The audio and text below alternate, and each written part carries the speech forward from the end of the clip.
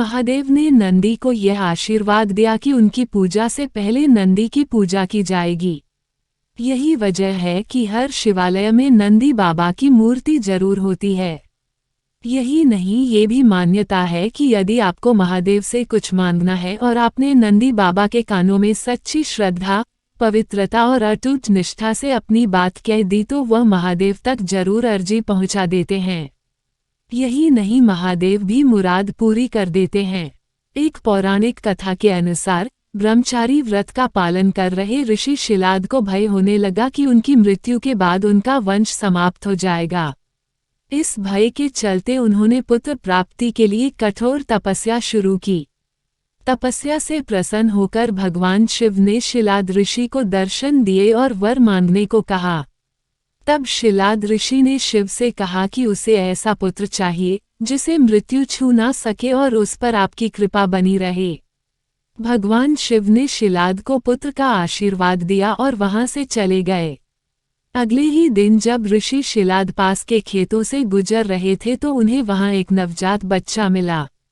बच्चे का मुख बेहद ही मनमोहक और लुभावना था। ऋषि बच्चे को देख बहुत खुश हुए और यह सोचकर इधर उधर देखने लगे कि इतने प्यारे बच्चे को इस हाल में यहाँ छोड़कर कौन चला गया। तभी भगवान शिव की आवाज आई और उन्होंने कहा, शिलाद यही है तुम्हारा पुत्र। अब तो ऋषि शिलाद की प्रसन्नता का कोई ठिकाना ही नहीं था।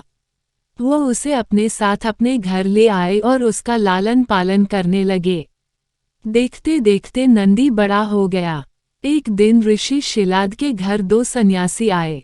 ऋषि शिलाद की आज्ञा से नंदी ने दोनों सन्यासियों का खूब आदर सत्कार किया, उन्हें भोजन कराया। ऋषि शिलाद के घर मिले इस सेवा भाव से दोनों सन्यासी अत्यधिक प्रसन्न हुए।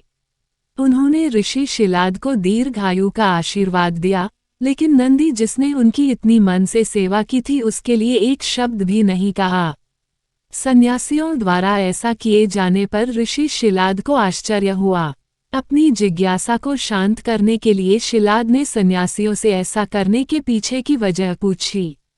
तब सन्यासियों ने बताया कि आपके इस पुत्र की आयु बहुत कम है, इसलिए हमने इसे कोई आशीर्वाद नहीं दिया। नंदी ने सन्यासियों की यह बात सुन ली। नंदी ने अपने पिता से कहा, आपने मुझे स्वयं भगवान शिव के आशीर्वाद से पाया है, तो मेरे इस जीवन की रक्षा भी भगवान शिव ही करेंगे। आप इस बात की बिल्कुल भी चिंता न करो। इतना कहते हुए नंदी भगवान शिव की आराधना में लग जाते हैं। अपने पिता की तरह ही नंदी ने भी भगवान शिव को प्रसन्न करने के लिए कठोर तप किया। फलस्वरूप भगवान शिव प्रसन्न हुए और नंदी को बैल का मुख देकर अपना सबसे प्रिय और वाहक बनाया। इस प्रकार नंदी भगवान शिव के वाहन बने और समाज में उन्हें पूजनीय स्थान भी मिला। यही वजह है कि भगवान शिव की आराधना से पूर्व उनके प्रिय नंदी की पूजा की जाती है। कथा मिलती है कि भगवान शिव ने बैल रूप को इसलिए चुना क्योंकि बैल अत्यंत भोला होता है। उसके मन में किसी भी प्रकार का छल कपट नहीं होता। यही वजह है कि भोले बाबा ने बैल यानी कि नंदी को अपना वाहन नियुक्त किया। यही नहीं, शिव जी ने नंदी को अपना प्रधान सेनापति भी बनाया। धन्यवाद दोस्तों। यदि आपको यह वीडियो पसंद आया हो तो इसे अपने मित्रों के साथ शेयर करें और हमारे चैनल को सब्सक्राइब करें।